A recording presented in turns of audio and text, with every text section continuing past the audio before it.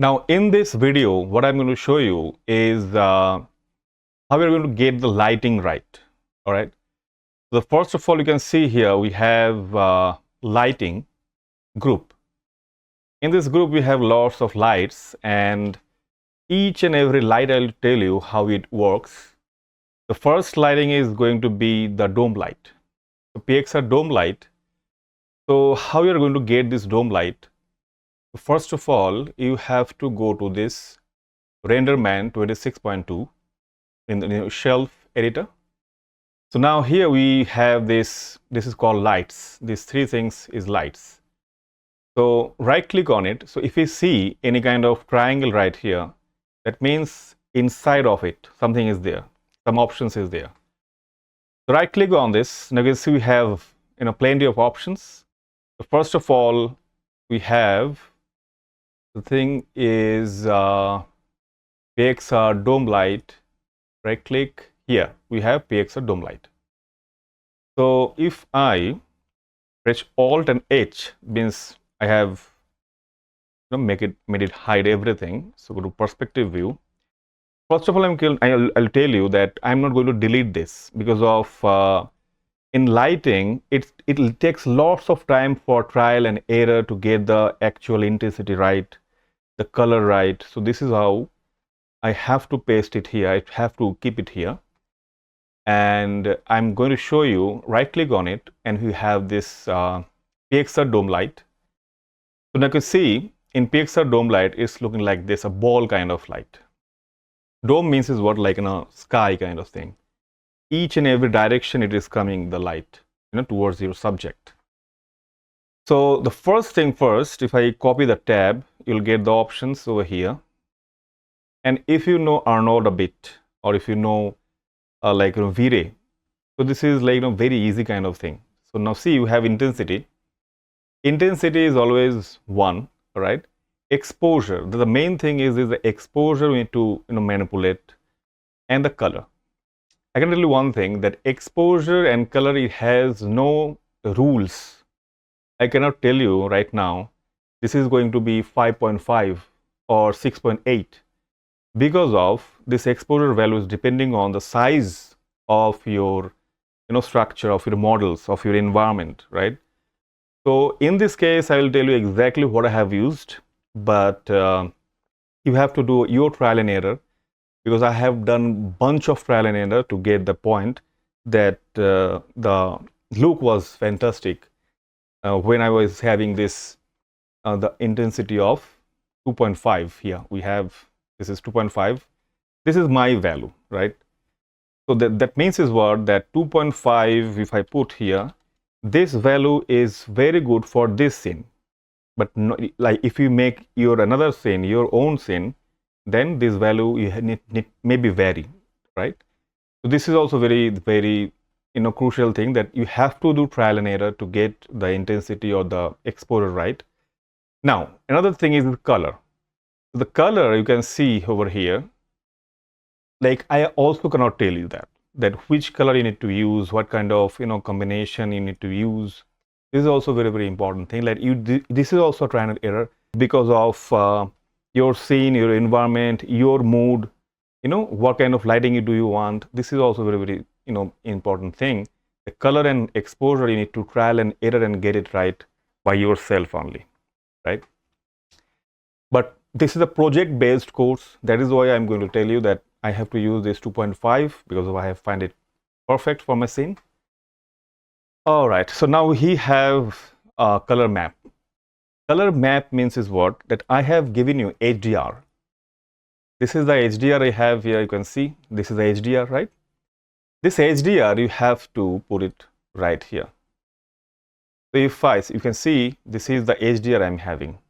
If I copy the HDR over here, so this is the folder, this is the texture folder, this is your HDR folder, right?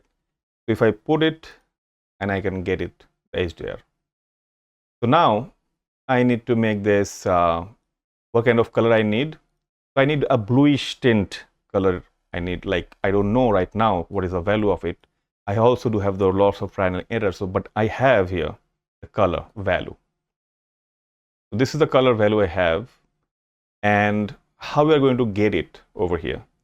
If I click here, and if I come outside of it and go again, go there.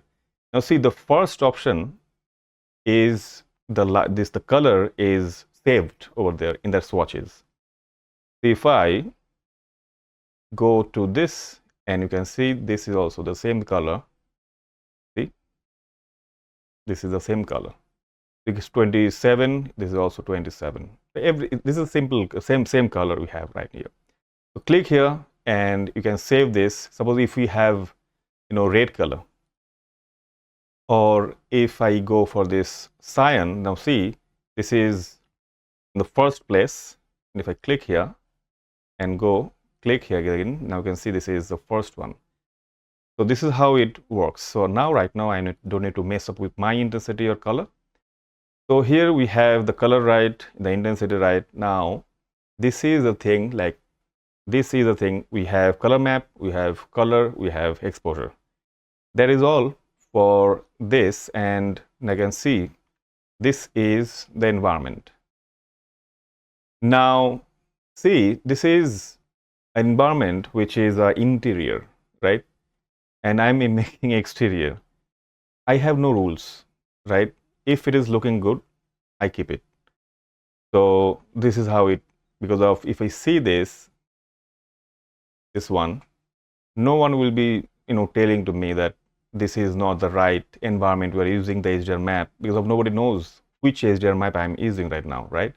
I need to get the intensity and the reflection right. This is what I want. All right. VFX and lighting and this kind of CG environment is always cheating kind of thing. So we have to cheat all the time. All right. So this is the dome light. So that means is what I've showed you. I have showed you enough everything about the dome light? No.